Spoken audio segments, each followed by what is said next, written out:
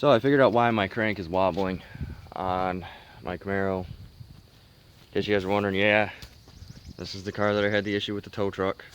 And yes, this is the one being repainted. If you notice, this is my buddy's that I borrowed off of him. If you look at his face here that goes in and touches the crank gear. See how it's nice and smooth? This is the one that came off my car. If you look, try to get this to focus. But if you look, you can definitely see right here, there's a mark, a dent. And what that's from is under here, inside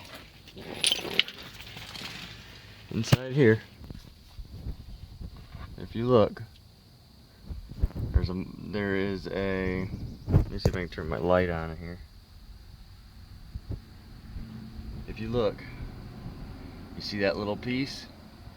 If you look all the way around the crank, you can see there's nothing but right there on that timing set. There's, I don't know what it is, a weld mark or some kind of timing mark.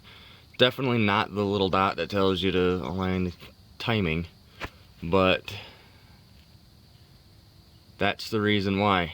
What it does is it causes the crank hub to press fit in, but it also press fits it in there crooked, and that'll cause vibrations. It'll cause your car to shudder, sputter, want to stall. You rev it up, it'll try and idle fine and die out. At least that's the symptoms I'm getting out of an untuned car. And obviously I'm going to have to change this seal because it ruined the seal. As you can tell, I've got oil all over the bottom of my freaking motor coming from that. It even started to peel the paint off the front of my oil pan. So I'm going to have to fix that. But that's what the cause was. And yeah, I hope this helps somebody out, because I tried 2 different crank hubs. I tried a different balancer. I tried putting an underdrive pulley on it, maybe because I thought the balancer was screwed up. So that's what it was. So basically the solution for this is, what I'm going to do at least, is I'm going to take a grinder.